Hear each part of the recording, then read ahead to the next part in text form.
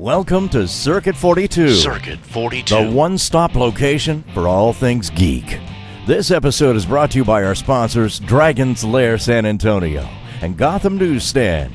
Sit back, relax, and most importantly, enjoy another episode of Circuit 42. Circuit 42. Hello everyone, and welcome to the newest episode of Circuit 42. I'm not going to talk in this hammy radio voice. Hey, my name's Ian McIntosh, and I am here with my co-host, Autumn. I'm thinking Autumn Bacala. There's a lot of Autumns out there. True. Inside joke is inside. And we are here with a special guest tonight. Special guest, are you actually a spoopy person? I like to believe myself to be, but I'll let everyone else be the judge of that. So, Mr. Potentially a spoopy person, who are you? Let's surprise the audience. I am, most people call me, online they call me Mr. Creepypasta. That's a name that I go by there, but everybody is welcome to call me Spike here, because that is my name. Okay. Neat. So, yeah. Sorry. No, go ahead. And I can't talk. I'm the best host. So, since I am the best host, I am going to be transferring this show mainly to my host Autumn, because she knows a whole lot more about creepypasta than I do. And if it was just me, the interview would probably not be nearly as interesting. Hi everyone. This is Autumn, also known as Sapphire Star Cosplay, and I'm actually, huh? It's you I just followed on Twitter. Okay, I got you. Yeah. Such flattering. Aw, thank you. My head's gonna grow twice as big. So I guess we'll do some simple introductions. I personally am a very big fan of Mr. Creepypasta, so I was really borderline starstruck to meet him at Comic-Con. So that happened, and so now we're here. When did you start doing creepypasta? I know when, but what made you start doing it? Oh, that's a harder question. Just for any of your listeners who don't know who I am, I'm a YouTuber. I tell horror stories, scary stories from around the internet called creepypastas, and I think I started doing that started doing it 5 years ago. Mm-hmm. I started doing that. I'm pretty sure it was 5 years ago at this point. But the thing that kind of really got me into it is about 5 or 6 years ago, I really kind of started watching horror movies. That was my first time that I actually started sitting down and watching horror films, and I really got into it. And then during college, I really got into radio dramas. I got into this old 1940s, 1950s radio. I would listen to a lot of these detective radio stories when I was in college. And I was kind of thinking, I could probably do something like that, but with some of these horror stories and things I'm reading online, because at the time they're all on 4chan and other things, other kind of forum sites. So I gave it a shot, and I was really bad. I was absolutely terrible. But I wanted to keep going with it, at least. When I was running my channel for a little bit, I was kind of thinking I'm going to try to run it like a business for a while, and just see if I could get into reading it, either to be known as the best at what I do or being known as the absolute worst at what I do. And I'd like to think that I've hit the first mark, and be known as the best instead of being known as the worst. But that's where it all started from. That's what it was, is this old school radio show called GreatDetectives.net. That I really wanted to emulate them and do something, but I wanted to do it spooky and I wanted to do it new, and not just showing off older shows. There was actually a radio show I used to listen to. I used to live in Kansas, and they had a late night radio show called What Radio Was, where they would actually play 2 radio shows. And then they'd have the original commercials, and they'd have all this little stuff, and they wouldn't have any modern commercials or adverts at all, and it would just be the original shows with the commercials that would have followed them or been around them while they broadcasted. That's really cool. Yeah, it's like the one cool thing in Kansas besides Planet Comic-Con. I was gonna say, no, that right there, that is the dream for what I used to always want to do. Last year on the channel, we did this charity where we did old school radio dramas. I just got all these different dramas from the 1950s and stuff, these old scripts, And we fully casted them, all of the narrators and YouTubers and people that I knew. We all like casted out these scripts, and we ran, I think it was like 8 hours at that point, an 8-hour just stream of us on YouTube playing out these roles and doing these old shows. Like I even got to like as a vain thing because I love Superman like endlessly. So I actually got to play like this old Superman-esque. I got to play Superman like in the old radio drama for Superman because it was for my birthday. So I was like, I'm gonna be vain. If I want to be Superman, I'm gonna be Superman. Very well. That's awesome. I know that a lot of your stories, like at the very beginning, were you just doing readings of different stories, which I really like. But I was wondering what made you transition towards writing your own. It was like so was it hard at first, or? Yeah. I only read other people's stuff majority of the time. It's very rare that I write my own stuff, and usually when I do write my own stuff, I don't put my name on it. If you come to like cons and stuff, I'll talk about the ones that I've written, and if you put 2 and 2 together, you could see the name that I use. But there's kind of like this stigma sometimes where I will read other people's work, and I never really want to criticize people because that's not what my channel's about. I'm not about reviewing people. I'm just delivering, like, you know, I want to be able to help get other names out there and other authors out there, help talk about published works and things. But there's a lot of times where I was like, I really wish the story had gone more like this, or, this would have been a really cool idea for a story, but I never actually go far. I'm never going to change somebody else's story to fit that. Yeah. But I'll always come up with these ideas after a while, and I want to turn them into something. And they'll come from different things, not necessarily like other people's stories, but sometimes just from movies, inspiration that comes from games, or just sometimes just nightmares and things. And it was really hard for me to try to articulate that at first. And then like a couple of years ago, I just kind of had this explosion of creativity and started writing out all these new stories. And then it cooled down a whole lot. But it was a very strange transition, but it's the most natural one, I think. It's exactly what it should be. Because I never want to be that guy who's just known for reading and like has no creativity of his own, you know.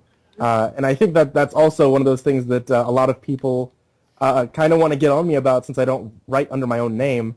They always think like, oh, it's just MCP. Just all he does is just read other people's stuff. He doesn't know what he's doing.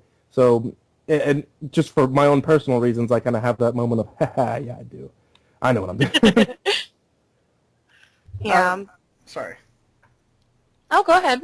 Something I wanted to ask about. When you and I had talked previously, you said that you had started doing some voice acting for Funimation. Yeah, I meant to do one voice for Funimation, and I'm honestly really happy about it because like it was a character name, and I got to do some bit parts here and there in One Piece. I was in a couple of things in One Piece. Yeah, I got to do a couple of things for One Piece, so it was actually really fun to be able to do, and it was a really great experience being able to do it with Funimation as well. I'm kind of hoping I could be able to do more with them in the future. I'd like to be able to do more work for anime because it's just it's a field that I honestly just am a really big fan of, and I have been for so many years that like being able to go into Funimation and do something was kind of really incredible. I want to do more. That's really cool. My boyfriend's a huge One Piece fan. Really? His ears just perked up when I said that. Yeah. I always think it's pretty cool how people end up sort of self-made on YouTube. Like, what have you noticed the most when it came to growing your channel on YouTube and other social media platforms? I know that you do have a comic coming out that's been fully funded on Kickstarter. Oh, yeah. But what would be the biggest thing that you've noticed in regards to growing a channel on YouTube? Like the challenges of it, perks of it? Do you go to VidCon or anything like that? I haven't gone to VidCon yet. I want to go to VidCon, but I have not had the opportunity just yet to be able to do so. Hopefully I'm going to be able to do so soon, but majority of the cons I do around like the South, I've had a lot of opportunities to be able to grow my channel, and it's honestly been like, it's been a lot of fun to be able to do so, and I've had things like being able to meet people, I think, is like the biggest and best thing about it. There's like people I consider to be like big inspirations and legends to me when I was a kid are people that like I get the pleasure of being friends with now. Just from meeting them at conventions and stuff. Meeting a lot of other big YouTubers as well. I know I don't have as many opportunities as some of the others. Like I'm not Markiplier or something. Like I'm not working with Disney. But like I think like I get the opportunity to do a couple of things. Like I met my fiance through theirs, and these are like personal things, of course. But like I met my fiance through my channel.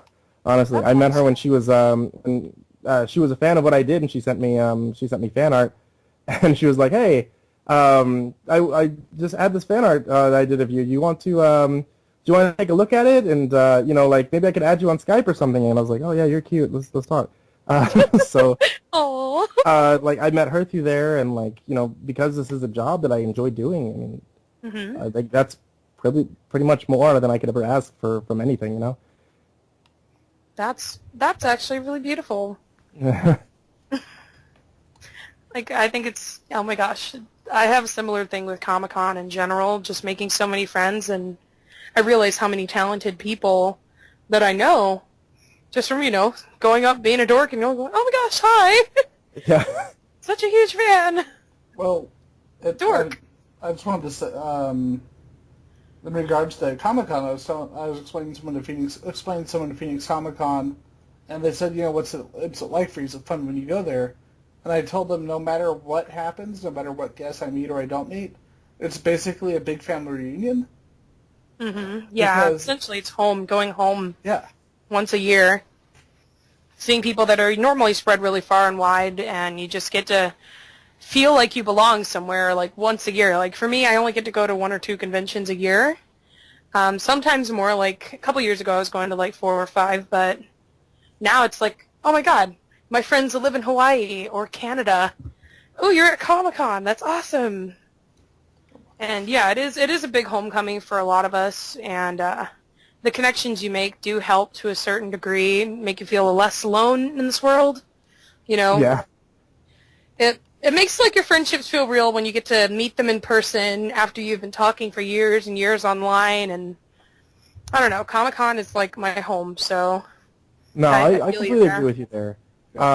Like that was a big thing about why I would always do conventions when I was younger. Also, I was just want to be able to go and see people, and it was always just like exactly what you said. It's a big homecoming kind of thing, and it's always just fun to go, and you know, it's just a vacation that's always great to take.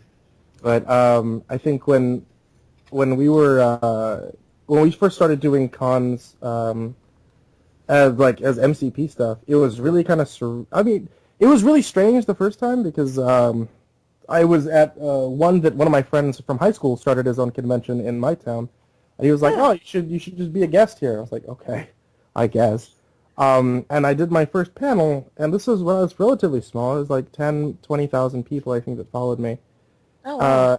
And I was like, okay, well, I'm going to go ahead and do a panel here and do a Creepypasta Storytime panel. And I was with my friend, Nishada Lively, at our very first panel, and we're like, okay, if like 20 people show up, I think, you know, like we'll be a successful panel. We'll be doing pretty good, and that'll be pretty fun. And like we're behind this kind of curtain because it's done up at a college. Mm-hmm. We were behind this curtain waiting, and like we're just sitting back there, and like that sounds like more than 20 people. I feel like we probably should. I don't know. You want to take a look? And like it turns out, our line we had the largest panel at that con, and it was a very small con at the time. Like, now they're growing, and I'm really proud of what they're doing over at ZumiCon. But at that time, like we were the largest panel. We had the longest line. The only line that competed with us was at the for ticket sales. Holy cow! It was really awesome, and they had us back every year after that too, because we really helped them grow. But that was one of those really kind of moments where I was like, "Holy shit, what am I doing? Like, what kind of thing is this?" I didn't have a clue what the channel is, and sometimes I even lose track of it because a lot of times I'm looking at it just like numbers. I don't really see it as a like an actual thing. Like it doesn't translate over to people. Yeah. I feel you there. Like, I have a very, very small following. Like, it's a little over 1,000. You know, and it's still Holy cow. I just went on your YouTube and then started playing your million subscribers. But, even then, I always get, like, perplexed. I'm like, oh, my God, there's a person on my cosplay page who I don't know who they are. Oh, my gosh. Like, I get all excited. I'm like, oh, my goodness, there are people, like, I can't even process it. No, and no. it's a fraction of what you've got. And I'm just like, oh, my goodness, there are people that like me that I don't know who they are. Accomplishment, though. Over 1,000 people is a lot. Like, that's one of those things where I always try to put it into perspective. Like, I try my best to put it into perspective for myself. Is like, that is still like 1,000 people fills up fills up an like entire gym. banquet hall. You can't. Yeah. That is insane to have more than 1,000 people to follow you, though. Mm-hmm. Like, I don't know. It's really weird. Like, with the internet, like, everything's quantifiable. Your whole existence is quantifiable. And it's intimidating sometimes, but it's really cool to see people who stay humble and, they're still approachable like you are and,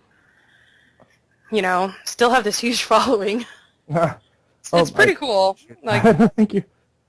It's really weird how the internet, I don't know, internet's weird. But I guess I'll go back to talk about creepypasta stuff because now I'm all, What do you think is your hardest...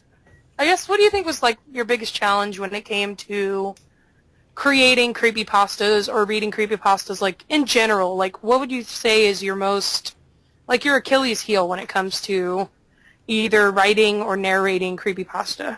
Well, I could say narrating-wise, it's just difficult. I don't know what I was doing, like, at all.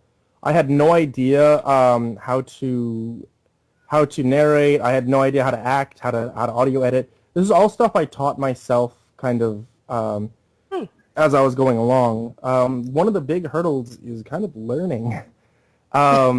This was started as a hobby. It was never meant to be something that I would just kind of do with myself.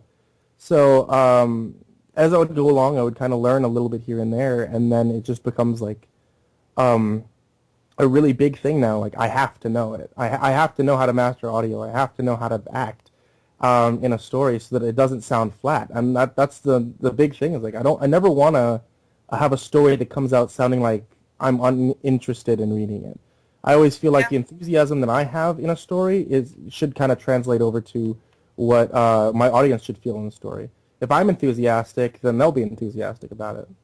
And that's probably one of the big things is just learning how to do that, because it's very hard to just sound that way all the time in a story, especially one that's like over an hour long. When you're sitting there for like 3 hours and like, I don't sound tired. I'm happy about this. Let's go. Yeah. So, also, you don't have your face to convey emotion either. Oh yeah. Well, that was a big thing. Challenging too. When I unmasked, and I started reading a story live unmasked, I realized I've gotten so used to wearing a mask or not having to show my face that I'm just used to not emoting with my face whatsoever while I'm reading, which is a problem. Oh my god, that's funny. Yeah, when I'm like live, that's actually a big problem. I have to show some kind of emotion because people are like looking at my face now, and I don't realize that. That's pretty funny. Yeah, I didn't get to go to your reading at Comic-Con because I got sick. So I was in the hotel at like 9. I was dead to the world. I don't know why. I was just like, I'm still getting used to being around large crowds again. So like I was tucked in pretty early. I hope you're feeling better though. Oh yeah, I'm doing fine. It's just crowds. I don't do well with crowds sometimes. But yeah, like everybody did say you did pretty good that got to fit in the room.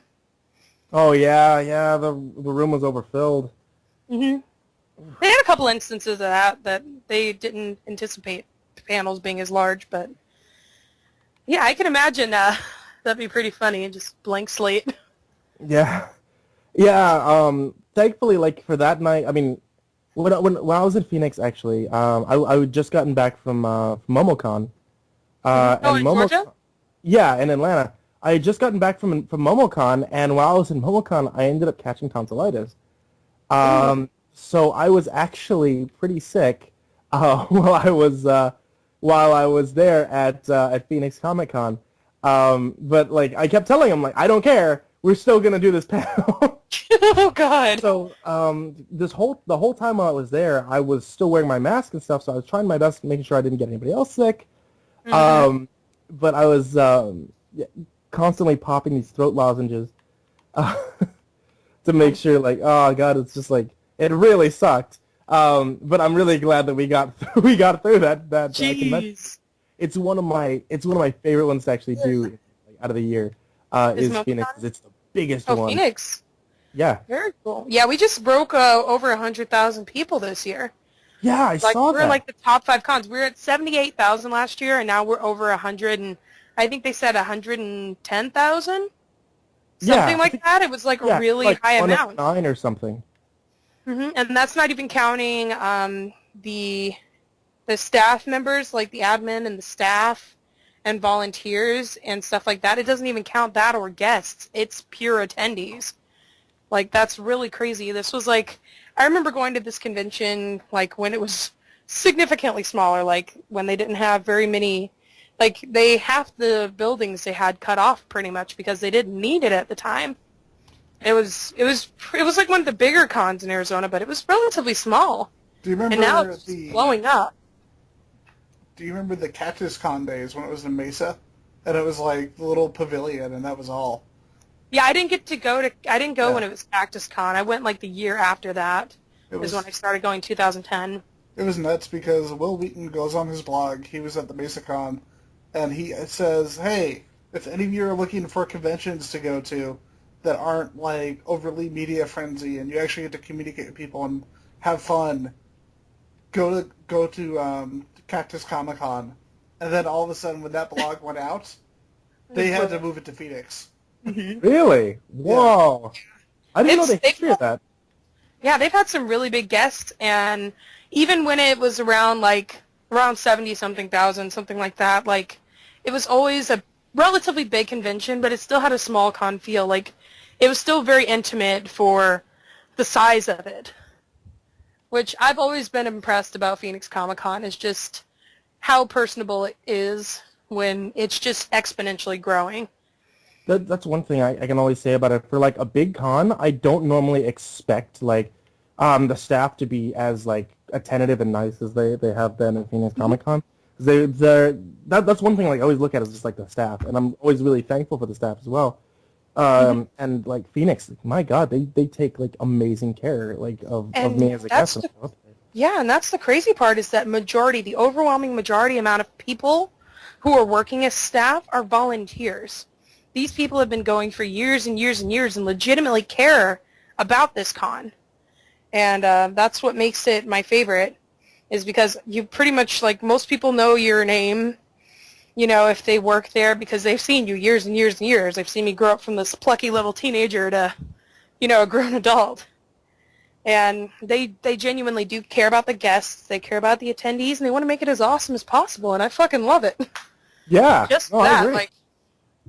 And like anything that's like that, where it's like a labor of love, you always know is like it's always really good because it has that kind of spirit to the actual event.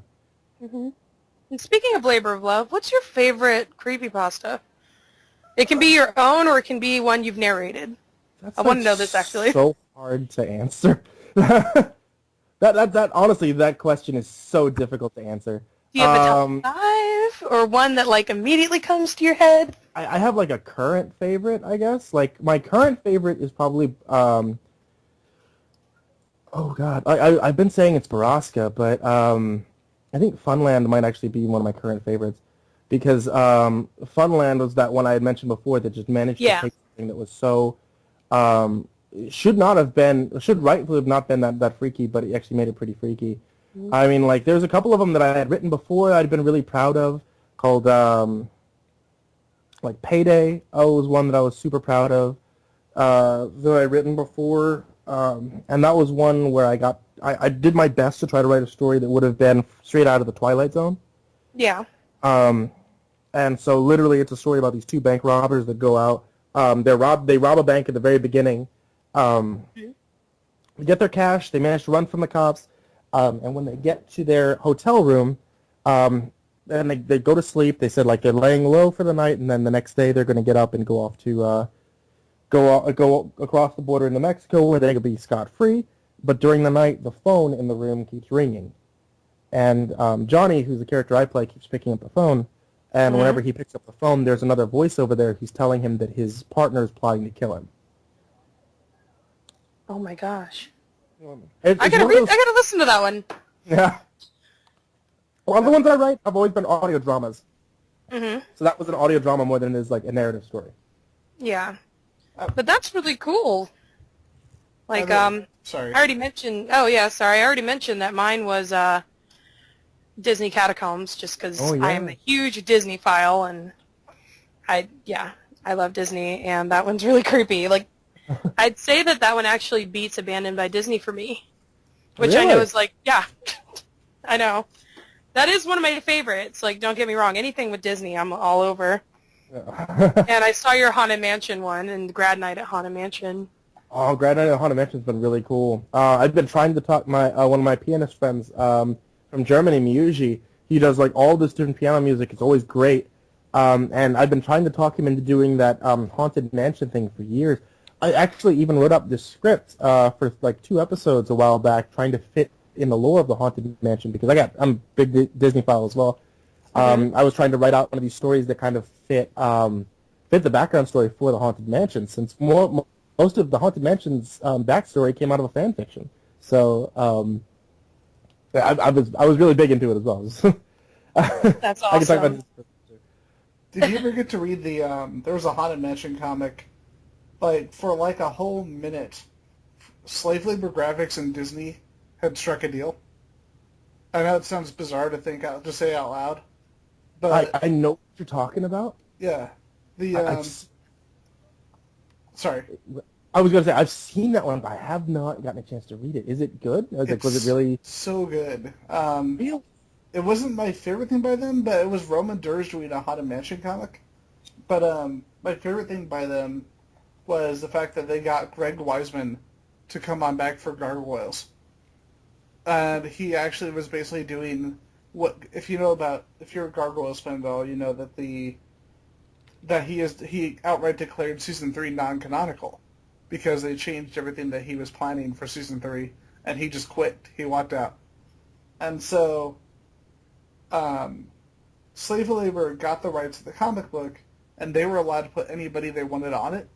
So they got Greg Weisman to actually do the comic and tell his story of season 3. Oh. Because I want to check that out. Yeah, the artwork's fantastic. I'm Googling it right now. Oh, the Haunted Mansion one?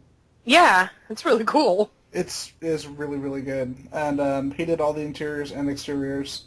And it was right before, unfortunately, Roman Durst apparently had a falling out with Slave Labor just soon after. Because I was on this page, I can't remember what it was, but he was saying that he had gone to the Slave Labor table at Comic-Con, and they told him not to come back to their table and that he was fired. Whoa, really? And then, like, almost instantly, he walked over to another comic company table and said, "Hey, what's up, man? Oh, not much, how are you? Yeah, I just got fired by Slave Labor. Hey, do you want to work for us? Okay." And, like, wow. Instantly, he got a Oh, job my God. Because apparently Roman Durst is a goddamn wizard. And now I pictured Roman Durst in a wizard hat surrounded by all his goth groupies who look exactly the same. Oh my God. Hey, it looks like we're not too far behind. It came out March 9th of this year. Oh, wait, really? So, yeah, we're not that far back, so... I'm gonna... Yeah. I know, I'm looking into it right now, and the variant cover is cool, too. I know there was a different comic that had come out, but Oh, it yeah, wasn't... Marvel has a Haunted Mansion comic. Yeah. Is it Marvel? Right now. Okay. But, I'm trying to look up issues of that one, but it's so long ago that had come out. It's so expensive trying to get a copy now. Yeah, I'm looking at the Marvel one, sorry. The Marvel one came out here we go. this year. You're looking around the internet part. Woo! Oh, yeah, holy crap. It's like $50 for the hardcover of the Haunted Mansion. That's bananas. I don't have time for that. Oh, jeez. But, the artwork's really cool, though. oh, yeah. But, speaking of comic books, you mentioned you're a big Superman fan earlier, and so am I. Oh, oh really? Yeah, I'm a huge Superman fan. Not quite like Angry Joe level, but, up there. And I was just wondering, what are some of your favorite Superman comic book stories? Everyone talks about the movies and the cartoons, but no one really gets into the comic books, unfortunately. Let's see. See, I've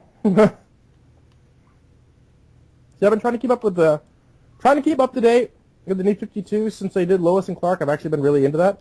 Some of the other ones I've really liked, of course, All-Star Superman has been one of the really big ones for me. I've loved All-Star Superman.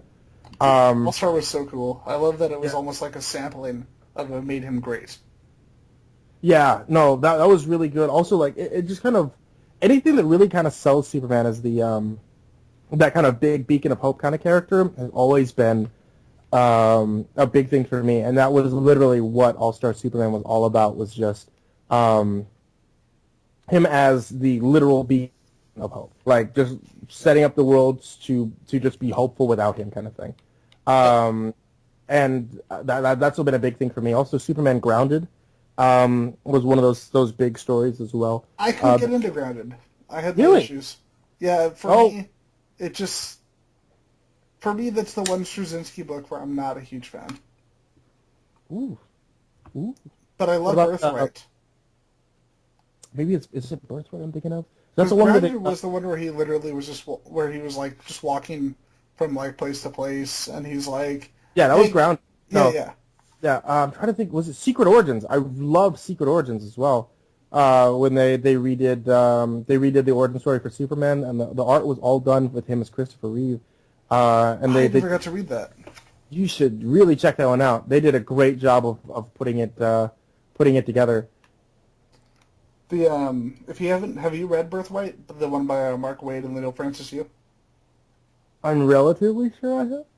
It was the one where it was supposed to be a kind of an Elseworlds kind of tale, and it starts out with him in Africa when he's really young, and No, I have not. and he's actually reporting, and he ends up this rebel leader from a revolution ends up getting killed while he's supposed to be helping and while he's trying to watch him, and it deals with a young Superman set in the modern day. And even though it's supposed to be an Elseworlds, because it's Mark Waid, it was so good that they just told him, you know what? This is not Elseworlds anymore. This is his new origin. Oh, whoa, really? Yeah. And that was made in 2004. Really good, really underrated story. That's really cool. I'll have to check that one out. When you were mentioning that, I was thinking about like that alternate universe one, which I cannot think of the name of it right now, where it's another kid who's a big fan of Superman. It's by Kurt Busiek. It's like right on the tip of my tongue. That one was really cool because it's just literally that kid dream of like, oh, I want that to be Secret Identity. Yeah, that's the one. I really did like that one, even though I know it's really not a Superman book. It's totally a Superman book. Exactly. Well, I'm out of my element. I am like the anti-Superman fan. I feel like a bastard. Oh, really? Sorry. Yeah. I'm not a big fan of Superman. I know it's terrible, but I don't know. He just didn't resonate with me. Everybody has their own preferences. I guess you were one of the Batman folks. Yeah. Yeah. I'm sorry. I kind of like Max Landis. He was asked why he liked Superman so much, and he basically said, what's the origin of Batman? And he said the origin of Batman, kids' parents get killed, and so he decides to go be a superhero. What's the origin of Spider-Man? Uncle gets killed, so he decides to become a superhero. What's Superman's origin? He doesn't know that his entire planet died until he's like 30 years old. Mm-hmm. And he just wants to do good things because he was raised as a person to do good things. I know. For me, I was just always like, it seemed like he'd get a new superpower. Oh, magically, there's a new superpower. Let me go ahead and take care of this with this new superpower. No, I don't know. I just always saw him as overpowered, but like... That's all, I think that was, everybody got that kind of stigma when you were watching the movies where all of a sudden he could just turn back time. and then you're like, what? No. Yeah, that is true, because that's how I was originally introduced to Superman, was the Christopher Reeve movies, and just, I don't know. I'm actually more of a Marvel person. I get you. I mean, I don't do the whole Marvel versus DC thing, but I was a really huge X-Men fan as a kid, and that's just kind of what I grew up with. So, I don't know. I always had an eye roll for Superman, which I know is terrible. So I know I don't fit in the corner. So I'm sorry. It's okay. Everyone is entitled to their own opinion. I grew up primarily with X-Men and Batman. So that was pretty much. That's my unpopular opinion. I actually really hate the X-Men. I cannot stand the X-Men because literally it's in the world of where everybody is special, then suddenly no one is. That's the way I feel about the X-Men. Oh yeah, if everyone has a fast pass, no one has a fast pass. Exactly, yeah. I've always been to the idea that if you can take that the right writer can take any character and make them interesting. I call it the Peter David concept. Because back in the 90s, he's like, Aquaman doesn't have to be lame and Super Friends. Let's make Aquaman awesome. And I will give it to them about I did like Superman more in Forever Evil. Oh. I think he was a bit more human, realistically. Just not, super nice. Was this the New 52 Superman that we were talking about before? Yeah. It was Forever Evil? Forever Evil, yeah. It sort of had a similar storyline to Injustice: Gods Among Us. I'm glad he's dead. Where, Superman kind of just snaps, and he's just like, you know what? Everybody's going to be good or else. I'm not going to lie. I don't know about you guys, but I hated the way they wrote Superman in Gods Among Us. Because they made him into a big idiot. I liked it a bit more. I mean, it showed that he actually, I don't know, I guess that he had emotion beyond. My thing was just I'm good and awesome. I think it humanized him. And, it was obviously just oh, we're going to fight just 'cause game. It was a 5-hour game, but the comic Forever Evil was pretty similar. There were standalone villains issues leading up to Forever Evil, but it was almost the villains were kind of it was sort of like a Game of Thrones kind of deal with the villains in regards to dealing with Superman. So, I don't know. I thought it was kind of cool. No, see, the New 52 Superman, I just could never get into him. And, it was just, my big problem. I just never thought that he never lived up to that beacon of hope thing for me, because I think the idea for them was they wanted to make him human. The thing that I always liked about him was the fact that he was unendingly good. That was the thing that was the thing about it. Even in the face of times where he should be despairing, he was still never giving up. That was the appeal. But the fact that they tried to humanize him so much in the New 52 really kind of just it put me off from the New 52 so much that I stopped reading entirely until Lois and Clark started up. When they That's brought back crazy. And, I enjoyed Justice League, the TV show, but I honestly, the eye roll was because of how perfect he was. I did enjoy, I think Forever Evil was standalone to, the main New 52 arc, but I liked it. I like more human characters, and I think it's just the, overwhelming cynicism I have with life that I'm nobody can be that perfect. Meh, meh, meh, Adam, you should read Birthright. You would like it. Because it's like that, but without the annoying borderline, without the end. Here's the thing.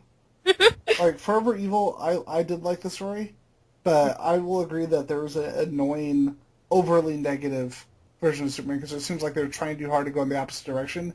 Because, Superman would be stupid enough to believe that Lois was an alien because Joker told him so. Yeah, that was kind of dumb, but I think it brought out a more dynamic nature with the villains, which I enjoyed. I'm just going to leave it at that. I like when there's more than meets the eye when it comes to people nice, Transformers. typecasted. For the most part, you look at older comics, it's just, you got to be beaten over the head with who the villain is, and I don't know. I think it sort of muddied the water, and I liked it. Oh, American Alien. American Alien was freaking amazing. Yes. That's American humanizing Alien. Superman done right. Yeah? Yeah. Yeah. I'll have Well, to it check makes him that out. angry about. He gets angry like a teenage kid would get angry, and that's what I really loved about him was the fact that like there's shit to get angry about sometimes. There's shit to be pissed Superboy off. was kind of cool in that fact. Like with Young Justice, I thought that was kind of cool. Like he still had kind of the good nature, but he was still a teenager kind of thing. You mean I don't know. the I liked it with Young animated Justice. series for Young The Justice? animated series Young Justice. Mhm. Yeah, I got sent it. Someone, a friend of mine, sent it to me when I was stationed in Florida. So like I got like the whole first season of Young Justice, and I just watched it over and over again. So I did like Superboy. I think part of it in the back of my head is the cynicism. It keeps me from enjoying Superman probably as much as you guys do. I remember in the Teen Titans for the New 52, Superboy has that barcode tattoo and the Superman symbol on his arm for like his clone ID. Yeah. I actually got that barcode blown up to a larger size, and I have that tattooed on my right arm. Oh, really? Yeah. As soon as I saw that on the cover of Teen Titans, I was like, I need it. I need to get that. Oh my gosh, that's awesome. I haven't gotten any tattoos yet. I plan on it. I just haven't gotten around to it. A lot of them are Disney related. 'Cause I had planned on never getting one until this happened. Like my fiance, she'll get tattoos like anything as soon as it looks like it's gonna be like really cool. She wants to get a tattoo, but for me, I'm just like I don't know. See, I'm always that person who's like, what is it? Because Red vs. Blue, they were talking about tattoos, and they said always be careful about what tattoos you get, and never get a musician, because the only one that's going to be popular in 30 years is Madonna, and nobody wants to get a tattoo of her on you. oh my god. Oh man, I haven't seen Red versus Blue in forever. Dude, I love it's not as good now, but I do love old school Red vs. Blue. That's like my go-to thing if I don't want to think. I just put on Red versus Blue. I love it. Just laugh my ass off. Yeah. Oh man. God, I haven't seen Red versus Blue in a while. So we should talk. I think we should talk horror films. What do you guys think? Yeah, definitely. Now, I've been watching... Oh, go ahead. Sorry. Well, I was just gonna say to open it up. It does seem like in the last 5-6 years, we've had this giant boom. Like we get one or two really good horror films each year this year. Mm-hmm. And I just wanted to know what were some of your guys' favorites. Ooh, what the hell is it called? Insidious. Insidious really creeped me out. The first one? I haven't seen the second one yet, but the first one was hella creepy. I like that one. I'm trying to think of what movies I have seen this year. I There's been a saw lot of Witch. shit out, Witch too. was incredibly unsettling. Was it? The Witch was so freaking good. I Yeah, heard so many mixed reviews on that movie. Like, they said that, majority of the movie, nothing happens until the last That 10 is very- minutes. And That is okay. So in that film, majority of the movie, nothing you don't get big scares in the movie. You don't get big scares at all. it's like a build-up. Mm-hmm. Yeah, it's like a big unsettling, film, and you get. But one of the good things I could say about it is you get a payoff. Okay. It's not a thing where nothing happens and then nothing happens. It's nothing happens, but then there's a payoff for it. Yeah, I was worried it was going to be more like Paranormal Activity. Oh, a little couple weird shit happens. Oh, No, shit this happens. is a far better movie. And it's I was done. I was not a fan of the first Paranormal Activity. Actually, that was one of the first films that actually gave me motion sickness too when I went to go see it in the theaters. I hate the shaky cam crap. This movie is beautifully made. Like The Witch was just. This is a director who, if they don't keep going on and continue to get acclaim, I'm just gonna be kind of pissed. The Boy. I watched The Boy. Is that one any good? I heard mixed. I hear mixed reviews all the time. So I guess. How was that one? I enjoyed it because it actually caught me off guard toward the end. Really? Yeah, I mean, it was standard horror movie. I can there's no real way for me to be like, oh, it really changed the game doing this, which it didn't. But It was standard horror movie, but it did have something that really caught me off guard at the end of the movie, and I have to give it props for that. Very good. For me, the one I finally saw recently, I've been meaning to see it forever, was It Follows. Ooh, how was that? Okay, do you like John Carpenter? Like John, Yes. you Yeah. like this movie? Okay. Really? Do you like being under? Do you like horror movies that keep you constantly in that moment of suspense where you're like, "What the shit is going on? What? No, that's not supposed to be there." That kind of movie. No jump scares, Mm-hmm. but never flat. You're constantly on edge throughout the entire movie. There's got to be some sort of load shot. Is there anything like you get at least that release at the end? Like, okay, now I know what the fuck's going on, or Well, no? They tell you just enough without telling you anything. Uh, Like they give you just enough setup to understand what's going on mm-hmm. without telling you too much. Like at the end, will you still be like, what the fuck just happened, or will you like understand but still be spooked? You'll have an understanding. Because if the movie leaves me completely dumbfounded, I'm just gonna end up pissed off. Like, what the I'll fuck put was it that? this way. You know how they just announced... Did you guys hear what they just announced regarding the Halloween movies? No. No. John Carpenter is going to executive produce a new Halloween with Blumhouse. Ooh. And it looks like they're already working on getting him to do the music. And apparently he is picking the talent behind the movie as well. If anyone's going to direct it, it needs to be David Robert Mitchell, the director of It Follows. Because this movie feels like that Halloween sequel that we should have gotten, that John Carpenter anthology movie from the Halloween sequels that we should have got. Are you trying to say you didn't like the Rob Zombie movies? I like his passion for the movies. I just think he went about it the wrong way. Really? Yeah, because if you listen to the commentary for the movie, he goes into the history of the films. He talks about the movies. The movie actually, like, I picked up. Did you pick up the Scream Factory box set? They just did No. I enjoyed the first one, but I didn't care enough to want to pick up all of them. You know what I'm saying? I can get that, but for me, part of it is the history, and just how many different versions they have on there. There's like 2 to 3 versions of almost every movie. Oh wow. Oh wow. And with this one, there's a 3-hour documentary for the Rob Zombie Halloween, and it is never boring. It's a fly-on-the-wall documentary, and there's a couple of great parts that I really love, where apparently the actor who played Michael Myers, like Scout, I think it's Scout Taylor Compton, something like that, Scout something.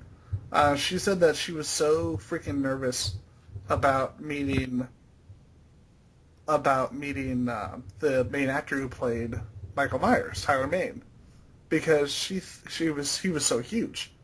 And then he comes over and talks to her and says, "Hey, how are you doing? My name's Tyler. It's nice to meet you. How you doing, Scouts?" And she said that they pretty much became like brother and sister. And he was always really careful. And he said, "Okay, I didn't hurt you during that scene, right? I'm going to do this and this." And apparently during the scene, there's a point where she stabs Michael with something. It's like a clothes hanger as a throwback to the original. Except she actually got him. Oh shit. Oh. And they yelled. They realized what happened, and they yelled, "Cut!" He's over on the side, and he's getting patched up and everything. She comes over, and she says, "Oh no, are you okay? Are you okay? You're not mad, are you?" And he says, "It's okay. You're just doing your job. You're doing what you're supposed to be doing. Don't do it that well." Don't do that one. Wow. And like you watch the documentary, and you could tell that Rob Zombie really wanted to make a really solid Halloween movie. Had a respect for the franchise. He just went about it the wrong way. So, I respect what he tried to do. Mm-hmm.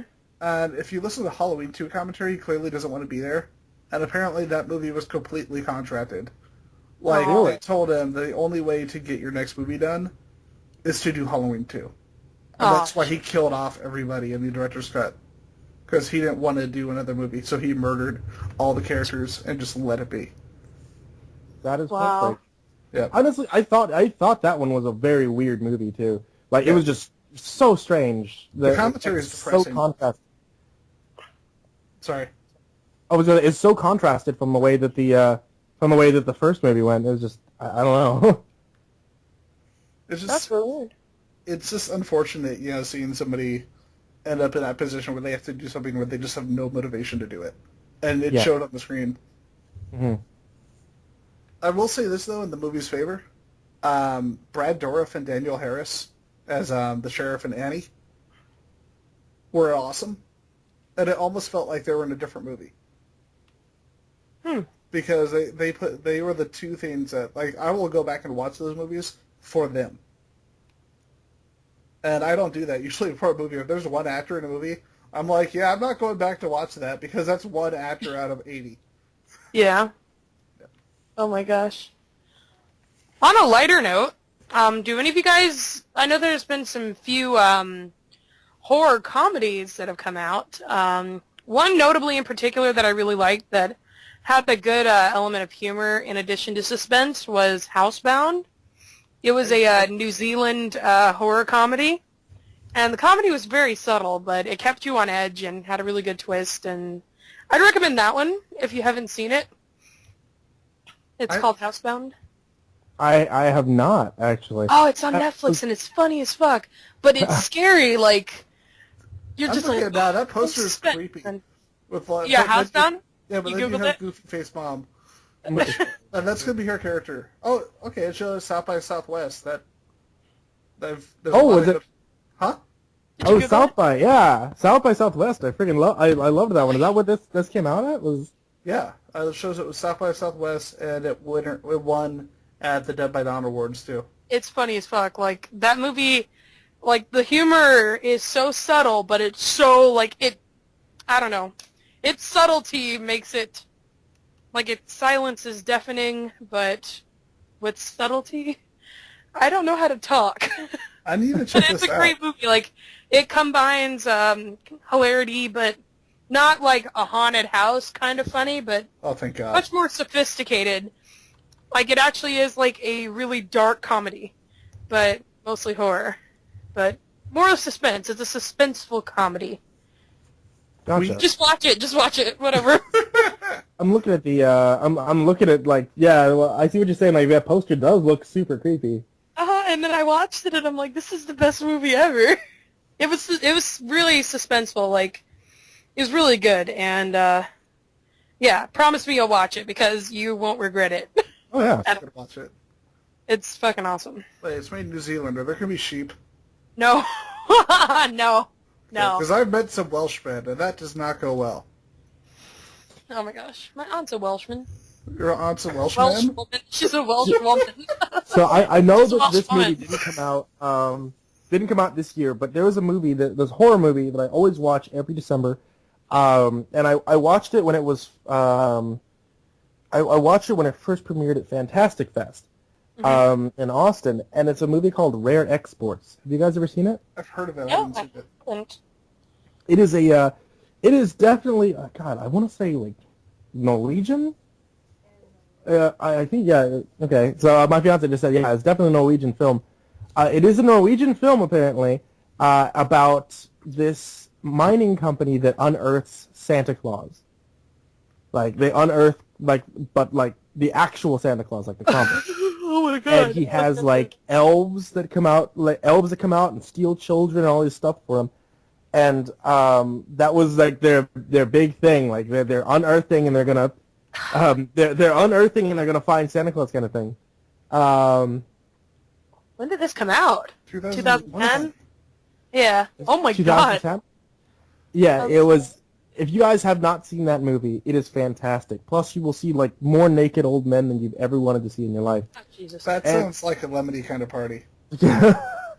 Ugh. See, I didn't want to vomit all day. I dealt with a dead body. Up until right now, I did not want to vomit. So good job. Thanks a lot, Ian. Such It's a great movie. It's a great kind of horror comedy as well because like naked old men in it. And like it does have some really good some really good tension. Whenever like you're going around and you're seeing the like you're like seeing like these elves like stalking people, like it was really good. I mean, more than Krampus did last year. Cause was it called Krampus? Yeah. This.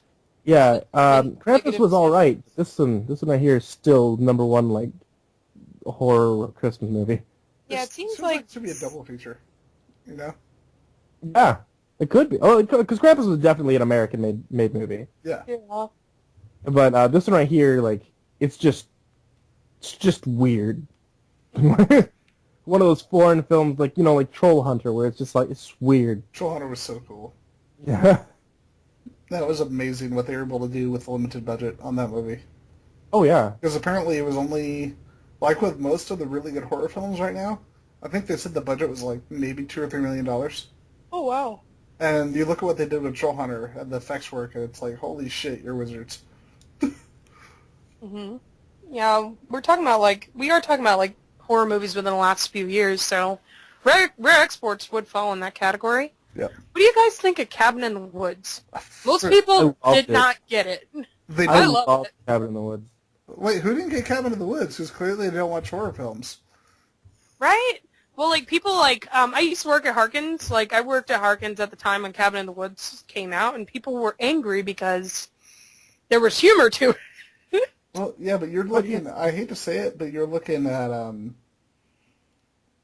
don't want to use the term, I don't want to describe people as the word standard, because that'd be mean, but, I'll do it. inexperienced.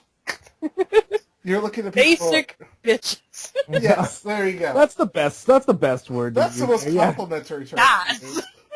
But Basic. yeah, you're looking at the basic horror fans who grew up on your Freddy, they grew up on your Jason. These aren't the people who kind of stepped out of those boundaries. Mm-hmm. Which is so funny because all you have to do is watch the Evil Dead trilogy and you understand what they were going for. Well, I mean, like, humor is a bit... I'll talk about this all the time. So, like, just going back to my channel, the channel work that I do, a lot of the times, whenever I do live action, I always incorporate humor. Because I feel that humor is actually, like, a really big part of horror. One of my favorite things when it comes down to horror is the Crypt Keeper and Tales from the Crypt. Mm-hmm. And, like... He was the framing device. He was always funny. He was never this... Well, I mean, like, in the first season, he was, like, somewhat serious, but even still, he had those strange puns that seemed almost out of place because they didn't know whether to play him as serious or not. And he didn't really find that solid character, that iconic character, until he just fully sold it and just went full comedy. Mm-hmm. And like I absolutely love mixing together the horror, horror and comedy like that. I think it works so good together. And that was what Cabin in the Woods was all about. It's like you can have comedy along with horror. You need to have those relief moments to be able to really sell those scarier moments. Yeah, it's the same thing with Nightmare on Elm Street. Like Freddy Krueger used to make puns and stuff like that before he killed people too, and those movies are super iconic. Oh yeah. Oh, yeah. I didn't like when they did the remake and they just tried to make it gritty. I don't know why grit is such a huge thing now, but I like him. The funny thing is, the first movie, he was kind of gritty. Like, the humor really didn't... The Welcome to Prime Time bitch didn't really come in until, like, part 3. Yeah, that's true. Yeah. But, like, even then, that one's more memorable to me than the first one. Because of the puns. And the Dream Warriors... Oh my god. No. Wait, what? Whoa. Are you trying to tell me that you didn't love the Dream Warriors? Because they were my favorite bit. I love Okay. I was going to say, like, don't even. 1, 3, and New Nightmare are my favorite, and 2 is my unintentional. 2 is a movie I love for just various reasons. Because it's like, so you didn't notice any of these things you were making in the movie till after the movie. Okay, I believe you. Seems legit. It's like, well, what about the part with the gay bar? We don't know how that's gay. Okay. Oh my goodness. Like, I don't know, I just think a healthy dose of humor, yeah, like you said, humor can definitely be a really good element to horror. For me, it breaks it up. Oh, now we're going to scare you even worse. Because reasons. Yeah. I don't know. Yeah. I mean, break it. I just you need to have the relief you got to have the relief from the horror. If you're tense all the time, then you don't feel tense. It's the same thing I say about the X-Men. It's the same thing with dead bodies too. Like people that if you're dealing with decomposition, from what I've heard, is that people have an easier time with it if they just stay in the room that has the decomposition smell instead of going in and out. Like it actually affects you more if you go in and out. And I think the same thing with comedy. Like comedy breaks up the monotony of horror movie, and it takes your expectations out, and then just knocks it back into you. So like, I don't know. Like I think it's similar to decomposition. Yeah, just go in and out. Wow, But you become desensitized to it if Or you just like decomposition. yes, definitely. Oh my god. Oh my god. It's true though. Like apparently you're desensitized to it after a while, as long as you stay in the room. It becomes a fresh smell if you leave and come back. I The more you know, children. Actually, no, I did not know that. Yeah. We actually co-hosted here at the site. We actually co-hosted a screening of the movie Suck. Do you guys know about that movie? No, I don't. I'm assuming it's a vampire film. It is. It's an independent horror comedy from Canada. And when you hear the cast, you'll be like, how the hell did they make this without any studio backing? Because it's got freaking Jessica Parr from Mad Men. It's got Alice Cooper, freaking Moby as like this British angry punk rock guy who's just a massive misogynist. It's kind of hilarious. Henry Rollins, Iggy Pop, Dave Foley, and Malcolm McDowell. Jesus Christ, it never ends. Yeah. Yeah, that's pretty star-studded. It was apparently funded by, like, it's about this band. Their bassist, she gets bit by a vampire. And all of a sudden, like, the music that she's making becomes stronger and stronger, and they're starting to bring more fans towards them. And it just becomes kind of twisted and really, really funny. But the way they funded it was that every bar that they went to, if they showed the name of the bar, they would fund part of the movie. So, wow, that's cool. Yep. And it's got one of the members of Rush is in it. I can't remember which one, but he has this great joke where he says, oh yeah, you guys are in a band? Cool, I used to be in a band. Yeah, this time I'm in the United States. You guys are cool. And it's the guy from Rush, one of the guys from Rush. And it's like, this is awesome. Oh my god. So if you're a music freak and you like horror comedies, you need to watch Suck. Okay. Be careful, though, because it's super Canadian. Oh god. That's the Canadians. So not Tim a problem. Hortons and apologies? No Tim Hortons, but the Canadian guard playing American is obviously Canadian. Like, he doesn't even try to cover his accent, and it's beautiful. Oh my gosh. I'll have to check that out, because I haven't heard of Suck. Yep. And not Vampires Suck. If you watch that movie, you'll be like... Oh, yeah, I saw that one. Oh, I've One- seen when I was in Vampires Suck. theaters. Yeah. It's like, how did you make a movie worse than the movie you were making fun of? Oh, come on. I think that was the entire Scary Movie franchise, wasn't it? Yeah, it was. It was their decline. Their final bow out. The weird thing is, the only one that really stands the test of time for me is the teen movie. Or what is it called? Not another teen movie? Yeah, now the teen movie is great because I think it's good though. I think though in many ways, when you got people like Chris Evans and you have Mr. T as the magical janitor, it's really hard to mess that up. It's a pretty funny movie. I'm sort of stuck in 2003 most of the time, so I can appreciate that movie. I swear I am. Like, all my music and everything, and just 2003. Back then. Right? Then. And I'm like, I was born Rubber in chokers, 1984, shut everything up. was magical. Yeah, everything was perfect and magical. And yeah. Compared to now, yeah. I know, like, whenever I'm down, I watch Legally Blonde. Oh, my God. Just, like, that's my movie. That's, like, my go-to, like, I was going to say motivation. Legally Blonde 2. At least it's the first one. No, it's the first one. Yeah, because the second one, like, first one's actually watchable. Like, someone my family kept trying to tell me, oh, it's actually really funny, and I like, no, leave me alone. And then I actually watched it. It's like, oh, that's okay. Oh, they made a second. Oh my God, kill me. I know, it's so It was bad. like Miss Congeniality too. We've been to Miss Congeniality too. How about I repressed that movie from my mind. It's just... I was gonna say most of us don't want to admit it, but they made it. the question is, what is the worst comedy sequel? Airplane 2 or Caddyshack 2? Caddyshack 2. Yeah. Fight me. And Chevy Chase has one of my favorite moments where he just says, "Yeah, I gotta get out of here," and he just leaves. Just fuck it. Somebody tells me that he was probably supposed to be in that movie a much longer amount of time. It's like, I gotta get out of here. They just get his car and drives off. Like, did he just leave? No, keep rolling. Oh my God. Wow. Yeah, I know. Just bad sequels. I think that, yeah, that's probably scarier than any movie. Oh God. Oh my. Yeah, like whenever I'm like down, I'm like, what would Elle Woods do? Like, it's so weird. I'm like creepy, morbid, death person, and then I'm bubbly, sparkly Barbie doll on the other side. I'm like, much like Chevy Chase. Much like Chevy Chase. What the fuck, dude? Except you're not just insulting your co-stars on a talk show and on the one good gig you've had in years. That was probably not his finest moment. No, it wasn't. But yeah, so, I don't know. We've gone off on a tangent, and... As is the Circuit 42 way. As is the Circuit 42 way. We get the job done, but we take the seat out. Hey, I've had a lot of fun, though. Yay, I'm glad. It's been fun to talk to you. Big fan! Of course! But I'm a fan, so... This is pretty awesome. So, yeah.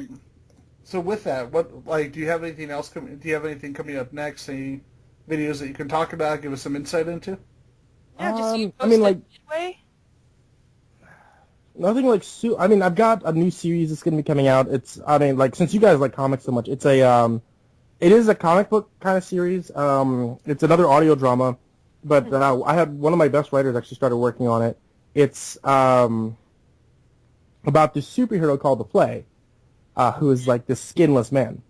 That's cool. Yeah, it's this really kind of disgusting, horrifying thing about like these cults in this town that are sacrificing like people and like basically like the homeless and stuff that just start being kidnapped and used for these sacrifices. And this guy kind of steps up to kind of become the new hero, but he gets caught. He gets mid-sacrifice. He manages to escape, so he has like these weird powers. So it's one of these new series we're coming up with. Of course, the comic book's still going. The comic book's always awesome. The creepypastacomics.com is a big thing that's going on right now. We got 3 days left, so I'm not too sure when exactly this episode comes out, but it might be done by then. But everybody should definitely still check it out because it's, you can be able to get your comic later on after we have after the fact of the Kickstarter and stuff. And we've got a book coming out soon. Yeah, very awesome. Yeah, we'll post the Kickstarter in the description as well as the website, your comics website. We will definitely post that and YouTube in the description of the video.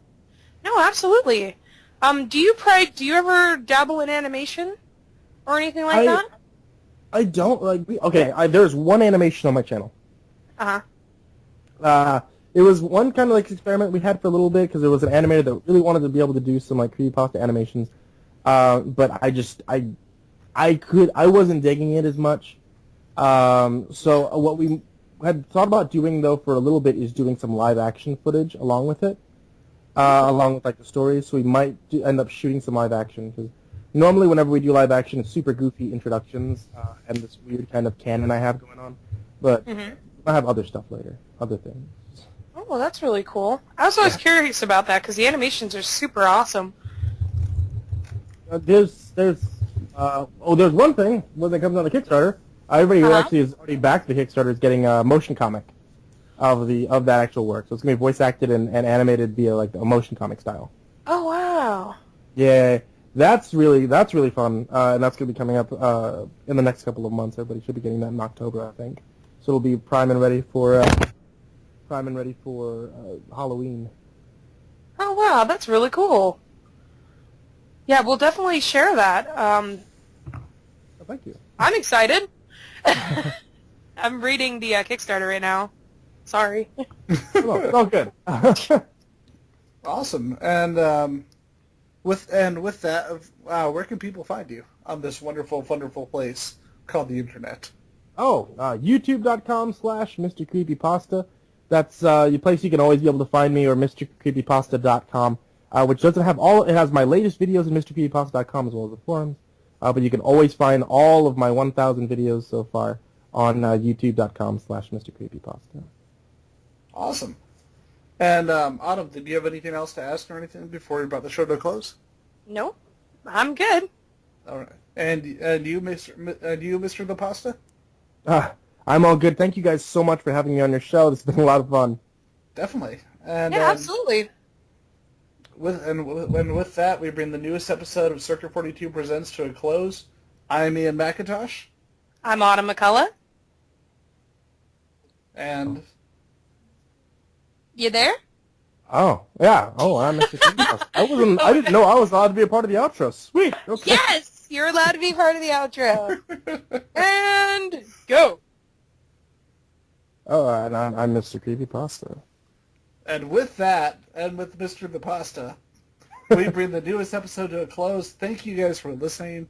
Go check out Mr. Creepypasta. Go follow us and stalk us at Circuit 42 like you do. And have a great night, everybody. Night. Goodbye. Goodbye. Okay. You've been listening to Circuit 42, brought to you by Dragon's Lair San Antonio and Gotham Newsstand. Join us for our next episode. For all things geek. Circuit 42.